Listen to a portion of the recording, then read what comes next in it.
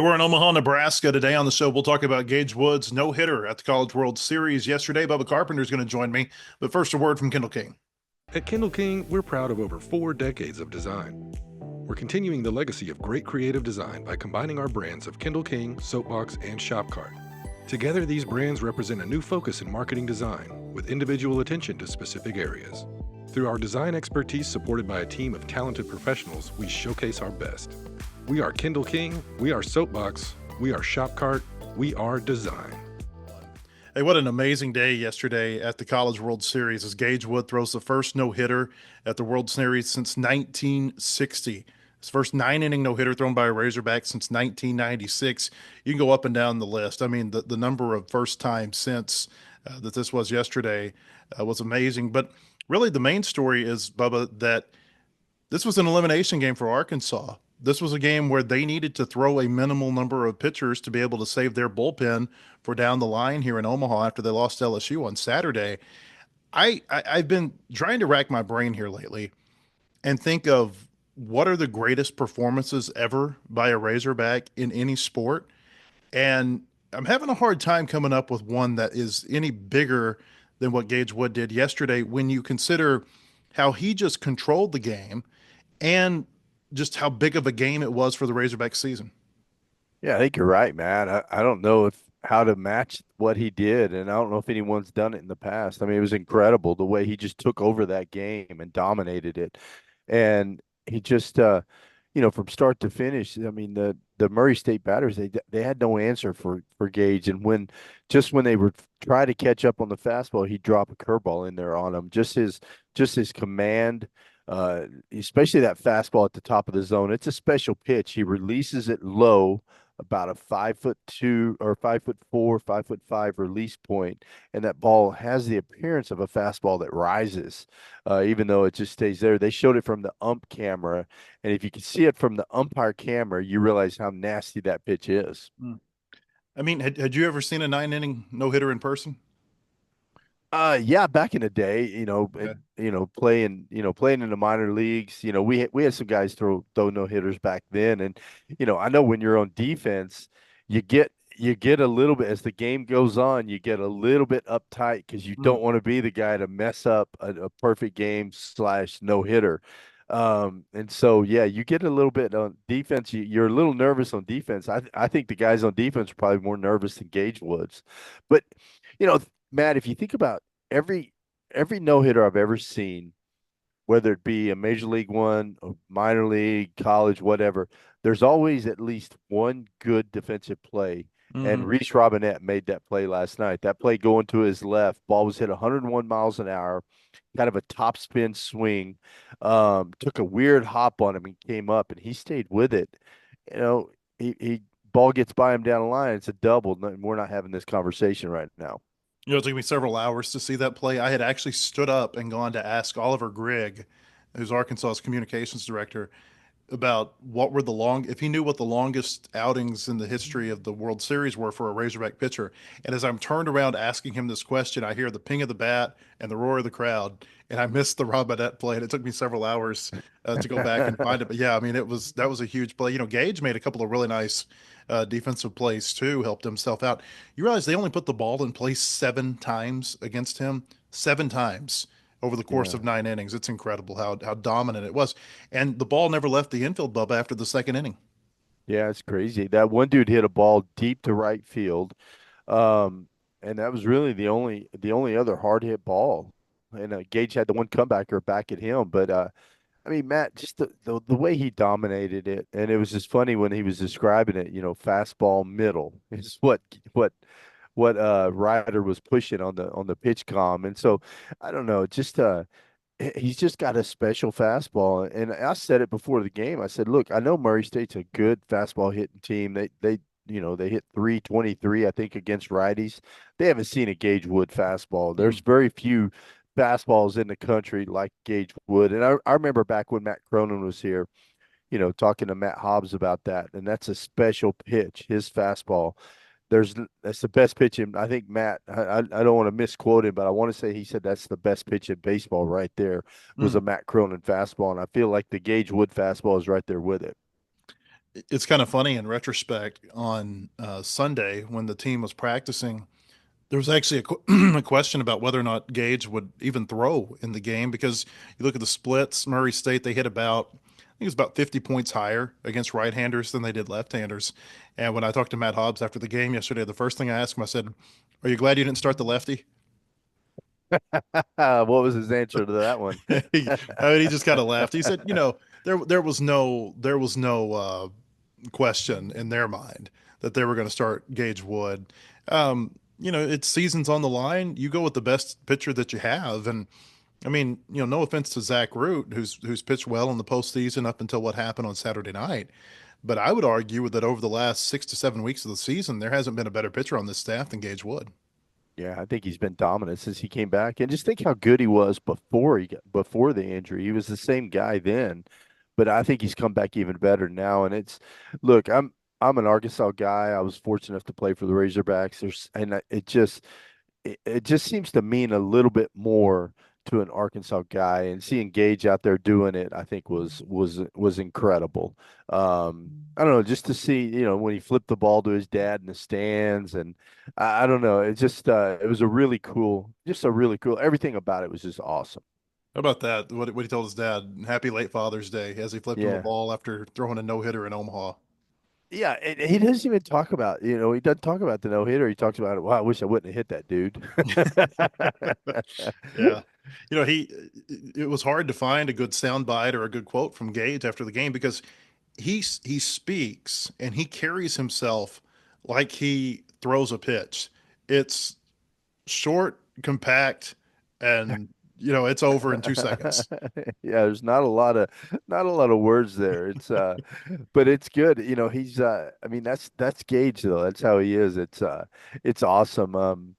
Just I don't know. I tried to relive it last night, in my mind, and just think back about the pitches he threw, and just his demeanor on the mound. He was in total control, and I think it was awesome when, after the eighth inning, Phil and I were talking about it. I'm like, he's coming back. I mean, no one, he's not getting any hugs in the dugout right now. He's sitting there. He's coming back out for the ninth, and I'm really glad, because that's a once in a lifetime thing right there, to be able to do that in a College World Series. And he's a strong kid.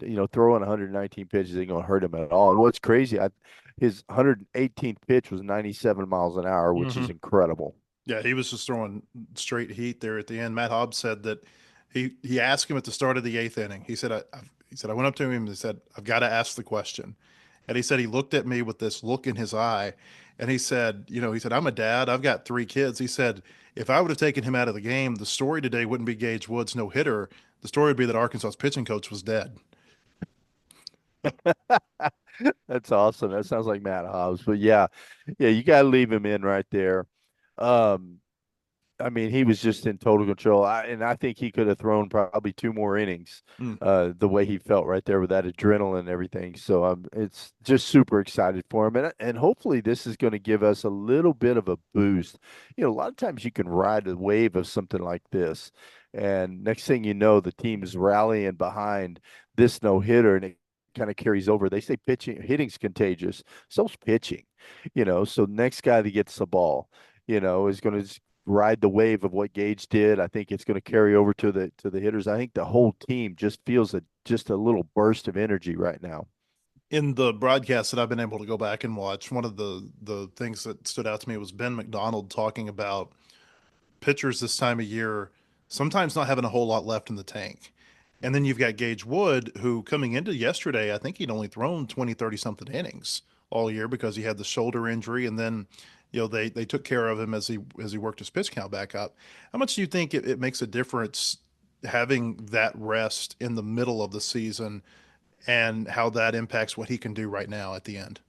Oh, I think it's huge, Matt. The fact that he missed several starts there, didn't throw a lot of pitches. Yeah, in contrast to like a Cade Anderson who's thrown, I don't know how many, 1,000, I forget how many pitches Phil said Cade Anderson's thrown at this point in the season, but Gage is fresh. I mean, to him, it's like, it's April. He's feeling really good, and I think by the end of the season, most guys are starting to feel a little tired, and he's just he's throwing his best right now. So that's good to see. Arkansas offensively, two games that, probably two of their worst games they've had this year. And I think one of the reasons on Saturday was Kate Anderson. And then, yesterday, it was not a terrible game in terms of getting hits, getting on base. It was a lack of timely hits. What do you see from them offensively that has to improve if they're to extend their stay a little bit longer? Well, I'm gonna tip the hat to the pitchers. You said it, Kate Anderson's the best in the country. I mean, that's you can't you can't overlook that. I know a lot of people you get out there on X and they're like, "What's wrong with the offense? We always do this when we get to home run." No, we face the best pitcher in the country. The I mean the dude's going to pitch in the big leagues for a long time. And then you look at Mm. Isaac Silva yesterday. He's a sinker slider guy. Those guys are frustrating as a hitter because you look at him and you're like he's got nothing to get me out, and the next thing you know you're 0 for 4. I call it a comfortable 0 for 4 because you just end up, you know, the key bat facing a guy like that is to hunt the ball up. If you play his game and you swing at his pitch down, if you try to hit the two seam fastball down, you're going to ground out. If you chase the slider, you're going to pop it up or roll over it. So you've got to stick to your game plan. And sometimes it's hard against a dude like that. And he had that two seam fastball going, two seam slider combo yesterday. And so we hit a lot of balls hard, though. I mean, there were several balls hit into the wind yesterday that at Baum Walker are home runs. And so it's not that we hit that bad. I think it's just the timely hitting. There were a couple of crucial situations. We had runners on base. We just couldn't get those runners in. One was a 110-mile-an-hour line out from Vahiva Loy. You can't Yeah. do anything about that line Yep. out to shortstop. So I thought our approach was pretty good for the most part. We chased a few pitches down that caused us to roll over, but other than that, I thought it was a pretty good approach. Yeah, when Vahiva lined out, I thought they had Silva on they had him on the hook right there and let him off. But if that ball gets over Connor Cunningham's glove, then all of a sudden you might be talking about a several run inning and Murray State pitching the game completely different than they ended up having to do. I thought that was a huge play in the game when Vahiva lined out. We don't know who Arkansas is going to play yet. It's either going to be LSU or UCLA. As we record this on Tuesday morning, they are actually playing over at the ballpark. The loser of this game this morning, LSU and UCLA, is scheduled to play Arkansas tonight at 6 o'clock. Now, I say scheduled because there are a lot of things that have to happen before then. Number one, this LSU UCLA game has to end. Louisville has to play Oregon State, and we need the rain to hold off. And there's a decent chance of rain later in the day here in Omaha. So it'll be interesting to see whether or not the Razorbacks are able to get on the field this evening, or if they are able to get on the field, are they able to get on there on time? What do you think the feeling is right now over there at the team hotel where you're staying, Bubba, with the players as they just kind of wait around to see how this might go today?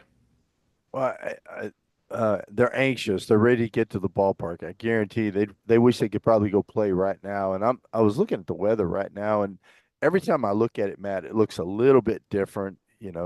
At 7 o'clock, there's a 6 o'clock, there's a 61% chance of rain, but it's a little thunderstorm. Who knows? It doesn't look like it's going to last, so it looks like it's going to move out. So I think we're going to be able to play today as long as there's not a lot of delays. But Hmm. I think it definitely benefits us to play tonight because they're having to play right now. So they're going to have to go back to the hotel after this game, the loser, and then come back and play us tonight. I think that's definitely, sits in our favor. So hopefully the weather will straighten up for us.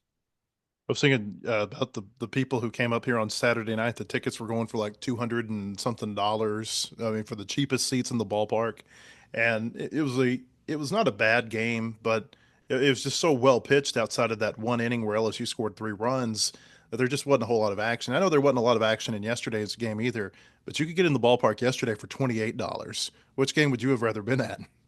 Oh, do you know the answer to Yeah. that one? I mean, and people, if you think there wasn't a lot of action in yesterday's game, you're not a true baseball fan. I mean, that is unbelievable to see that.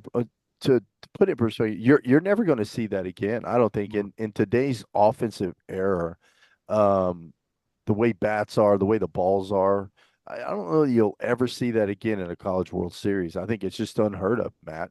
I mean, if you were at the game yesterday, you witnessed history. One of those was my 7-year-old son. It was his first College World Series game. He was sitting in the stands with a friend, and uh, I made sure to talk to him last time. Like, do you realize what you watched today? And do Yeah. you ever want to go back to another World Series game? Because You're not going to get that again. No, you won't see that again. I just I mean, you want to just soak it all in. You think about Hagen Smith at Globe Life Field, his Hmm. performance, and you think, well, you're never going to see anything that dominant. Well, we just saw it last night on a bigger stage, backs against the wall, elimination game, and what Gage just said, guys, jump on my back, I got you, and it was awesome. All right, when we come back, we're going to talk more about the Razorbacks road as they continue to try to get through Omaha. We'll look back a little bit more at Saturday's game against LSU, but first, a word from Kendall King. The Kindle King Group family of companies plays to win, just like our hogs. We know how demanding retail marketing is today. From digital omni-channel creative services through in-store signing and displays, and finally to social influence, we've got you covered. Our KKG Inc. family of companies, Kindle King, Shopcart Creative, and Soapbox Influence are winning with multiple retailers and brands. We play to win and will be a winning partner for all your retail marketing service needs. Go Hogs! Hey, welcome back to Omaha. I want to tell you about our friends at Bentonville Glass. They've been serving their community since 1971, committed, professional, versatile. If you're looking for a quality leader in Northwest Arkansas, or looking for skilled craftsmanship, look no further than Bentonville Glass for all your glass market needs with the highest quality products. You can come by and see them now at 507 South Main in Bentonville or online at bentonvilleglass.com. Again, we don't know who the Razorbacks are going to play tonight. We don't know who the Razorbacks are going to pitch tonight. I did talk to Zach Root after the game, Bubba, yesterday, and I asked him, I said, "Are you ready to go again?" He said, I'm ready whenever they call my name. He said that it's a lot different throwing 38 pitches on Saturday than, say, if he would have thrown 80 or 90. The recovery is just a different, it's a different recovery. And, so I don't know if we'll see him tonight. Maybe you wait until tomorrow if you need him and go with some different guys tonight. But I suspect it's going to depend a lot on what the matchup is in this game. Yeah, I think so. I think if it ends up being UCLA, you might see Zach Root. I think if it's LSU, I don't know that they'll go with Zach since they've already seen him. Just you got to think about it, they've seen him a couple times recently. So I don't know, but it's the the thing is, Matt, is no matter who you go with, we've got arms to get outs to get through the losers bracket. You go back to like 2018. Um, when Oregon State did it. I mean, they had a Mhm. couple of guys step up really big. What's his name? Abel that pitches the last game. Is that how you say his last name? Kevin Abel. Pitch Kevin Abel. Um, a freshman. You had to have a huge performance from a guy like that, and he threw 100 something pitches against us. I think last night we got that huge performance we needed to save the bullpen. Now, I mean, we're actually in pretty good shape, to be honest with you. We got a whole lot of fresh arms, and it's all about getting outs right now. And so, I think we got plenty of arms down there to get the outs, no matter who gets them. It doesn't matter really who starts. It's about getting those 27 outs tonight and then get to 27 again tomorrow. And I think we're going to be okay. Yeah, I think the people. key is you referred to it earlier is the bats. I Mhm. think we need a little bit more timely hitting. For the most part, like I said, I thought we squared up some balls yesterday. I thought we had a pretty good approach. There were a couple of at bats, and I don't like to call guys out like Logan Maxwell. He got jammed on the first pitch, fastball up and in, didn't get it enough out into the outfield to get a sac fly. That was the runners at second and third. Um, One out. That was after Fajiva's line out to short. You got to be better in situations like that. You get Mhm. runners at second and third or third with one out. You got to get that runner in College World Series games. And but I still the offense. I still love our offense. And you look at Justin Thomas yesterday, 4 for 4. Reese Robinette had some really good at bats, and so yeah, I still feel good about the offense getting it done. People will say that you need to have at an event like this somebody step up who has done something that they haven't done before. And on first glance, you would say, well, Gage Wood is that somebody. But I think that we expected something good from Gage Hmm. yesterday. I'm wondering, on the offensive end, who's the player who's going to step up? Or maybe there's somebody who comes out of the bullpen in the next day or so that steps up and has their game of the year. I just it feels like it's got to be more than just this no hitter from Gage Wood. There's got to be other players who step up, and I feel like it needs to be more than Vahibo Aloy. It needs to be more than Charles Davalon playing at the level that you expect from them. I think so. I think you need someone like a Cahillo, maybe Brent Iredell, one of those guys to step up and do something big. You feel like they've come up in a lot of big situations. I think it's one of those guys that you're going to need to come in a big situation to get a big hit for you. And we know they can do it. They've done it in the past. I just feel like it's one of those guys. We know what we're going to get out of a bunch of those other guys. It is good to keep Vahiba Aloy though. He's always in the middle of the action. It's always knowing that bat's in a lineup ready to go. So I agree though. I think someone's got to step up, and I'm curious to see who it's going to be. Hey, speaking of stepping up, as we talk about the no hitter, how about Ryder Helfrich and the game that he called? A lot of times the catcher gets overlooked when it's a pitcher's no hitter, but it wasn't lost on me yesterday that he calls his own pitches. And I asked Hobbs afterward about it, and he said I asked for a pitch one time. He said I radioed in one time. I'd like to see a fastball right here, but he said the other 118 pitches that was all Ryder Yeah. Helfrich. Yeah, I agree. Well, I went down the field yesterday. I wanted to get Gage, and I was pretty certain I wasn't gonna be able to get a chance to talk to him. So I was going to talk to Ryder, because just wanted to hear his thoughts on how good Gage was, and kind of just the back and forth between him and Gage, how it was throughout the game. And so, but yeah, I don't think the catcher gets enough credit. I really don't. And for Ryder, I feel like you know this is really his first full it is his first full year calling pitches because he didn't catch a whole lot of games last season. It has felt like to me, and especially when Gage has been on the mound, say beginning with that Florida outing, but not just when Gage has been on the mound. It feels like over the last 7, 8 weeks, you can really the quality of his pitch calling. It just seems like it's stepped up a notch. Yeah, I think so. And I think it just comes with experience. And I think that's why a lot of good catchers come here, because DVH and Matt Hobbs, they let the catchers call the pitches. And that's huge, getting that experience before you get into pro ball. A lot of times you get into pro ball and you've got a pitching coach calling pitches, but a lot of times they'll let that catcher, if he knows what he's doing, they'll let him go. And I just thought yesterday, I thought Ryder did a really good job. A few guys were cheating to the fastball, and it's like he knew the guys that were cheating to the fastball. Those are the ones he dropped that curveball on them, Mm. and maybe a couple changeups too, and a cutter every now and then, just to kind of keep them off that fastball. But at the end of the day, when in doubt, he went to the fastball.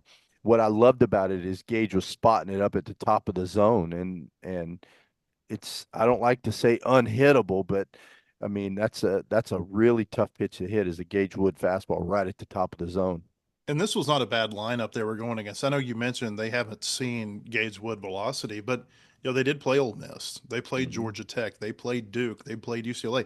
Going into this game yesterday, they were averaging 9.5 runs, 13 hits, and 5 walks. And so, I know a lot of people might look at this and say, well, he no hit Murray State, whatever. But I mean, this has been a really good offense this postseason. Who, even if they didn't face Hunter Elliott, and I'm not sure that they did down at the Oxford Regional, they've still faced really quality pitching, and they had performed well up until this point.